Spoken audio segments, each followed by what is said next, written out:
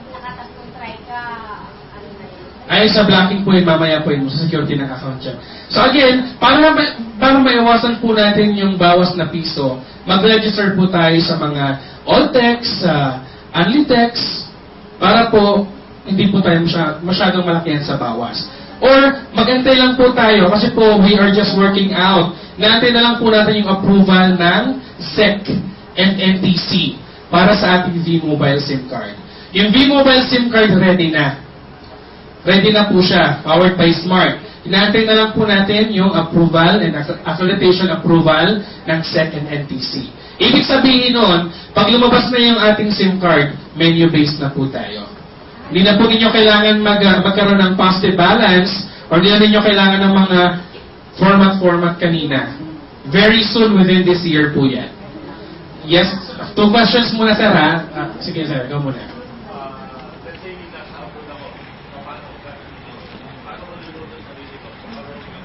Okay, very good. As long as roaming kayo sir, as long as ang gamit yung SIM card ay Philippine SIM card, pwede po ninyong loadan yan. Again, gamit lang po kayo online. Online or yung ano po natin, basta mas maganda pag sa ibang bansa po kasi ang advice namin is online loading ang gamitin. Okay? So again, as long as registered roaming number yung inyong SIM card at again, powered by the Philippines telcos, pwede po yun.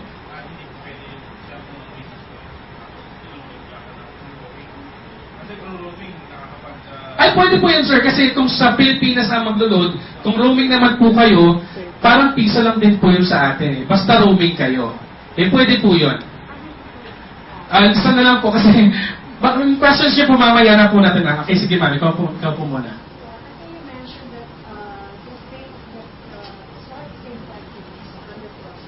Yes, ma'am.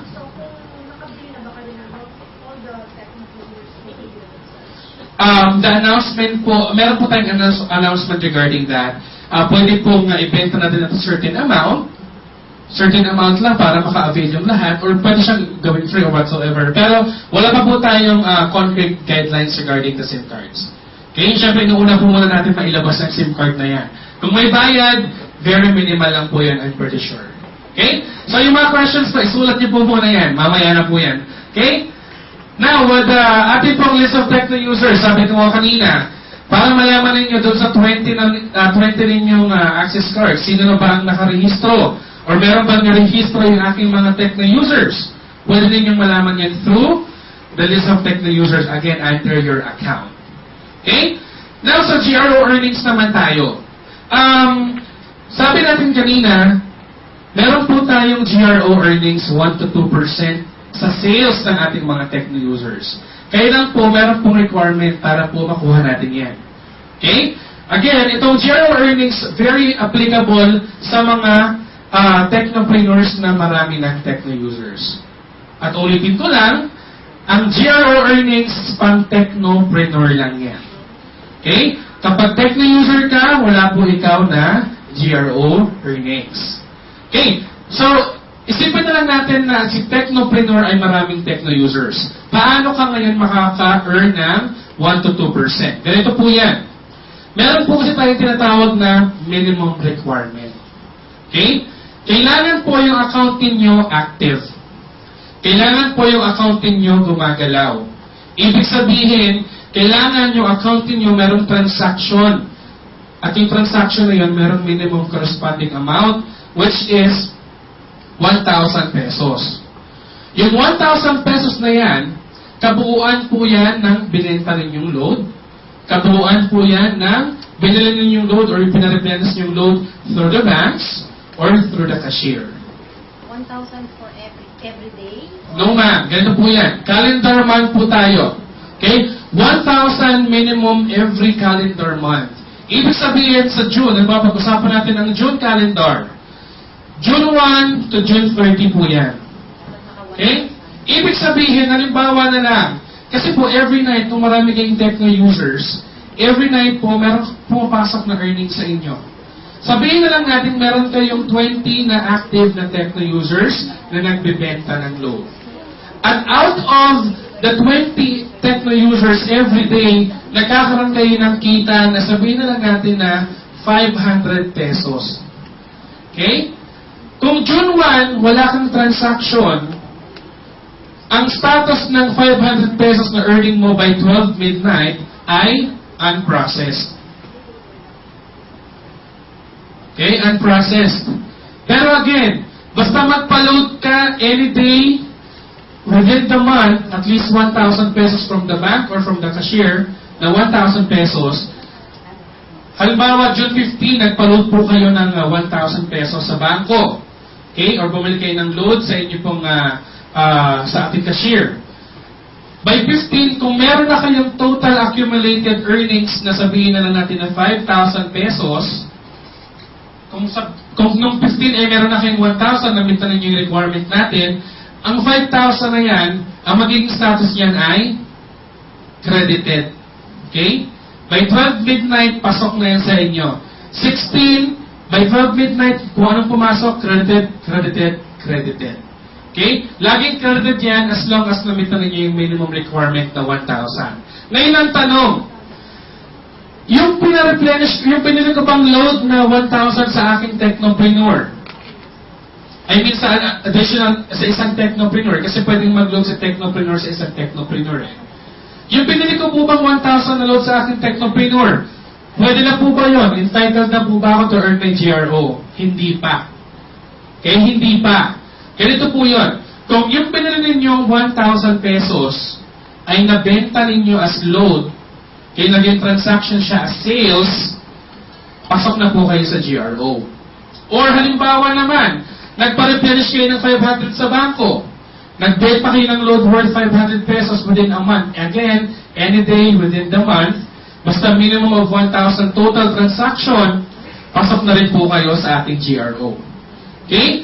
Ganito po, nagpa-replenish ay nagpa-convert ako ng aking earnings. 10,000 pesos for the month of June. Entitled na po ba ako to earn?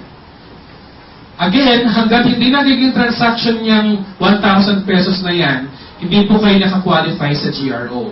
So kahit meron kayong 10,000 na earnings or conversion, hindi po kayo nakakwalify unless nakabenta kayo ng worth 1,000 pesos within the month.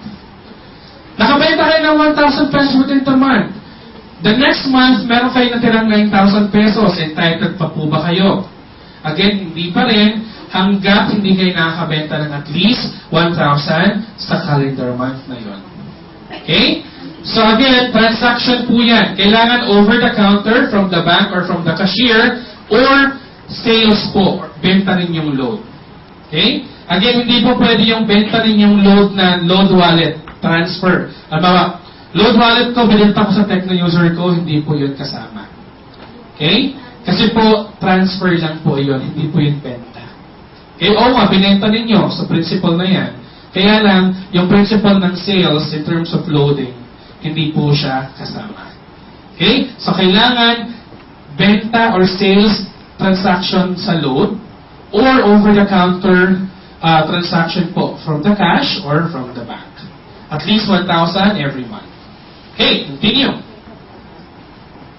To sell load. Pag nagbibenta po tayo ng load, ang gagawin lang po natin command ay LX space load space LX ID number space the PIK space product code and then the customer cell phone number.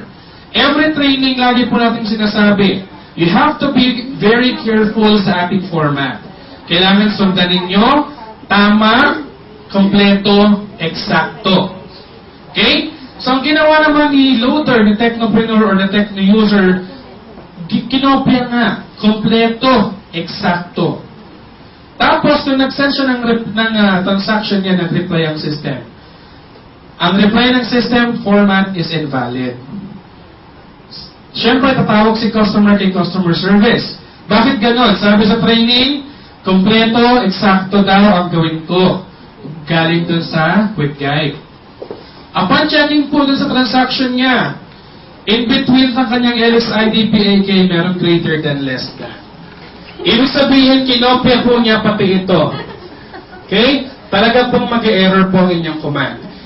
Nilagay lang po yan para po ma-indicate na merong space. Okay? So kung titignan po natin ang sample, wala pong greater than, less than na symbol. Okay? So, sabi, opo, tama yun. Kailangan kumpleto, eksakto. Pero wag po natin nalagyan ng greater than, less than. Malinaw po? Yes, ma'am. Kaya, Commander Pero, isang tao nagkamali ang kalori ng ating sabi. Nakadalo siyang kalori, hindi lang i-minus 1 for every mali. What do you mean mali, ma'am? Ma'am, ganito po yan ha. Basta po nakarehistro kayo sa any promotion ng text, hindi po yun against you. Nababawasan lang po kayo ng piso kapag whether tama or mali yan, basta hindi po kayo nakarehistro sa texting promotion, bawas po yun ng piso. Whether it's right or wrong. Dapat laging tama. Opo. Dapat tama. Ma'am, kahit po tama, may bawas po yan. It should be itama muna para hindi magbawasan. Kasi pag mali, nababawasan. Hindi, mali o tama. Ma'am, mali or tama po, basta hindi po kayo subscribe sa all text or yung ating only text, may bawas po yan. Okay? So, continue tayo. LX OTA. Meron po tayo mga product na wala sa ating price list. Halimbawa na lang, merong gustong bumili sa atin ng 40 pesos sa Globe. Wala pong 40 pesos sa ating price list. Okay? So, pwede pa rin po natin silang bentahan. Paano? LX space OTA, space LX ID number / PIK / telco. Again, exclusive lang po yan for Globe and TM. Space the amount, nagsisimula po yan sa 20 pesos hanggang 150.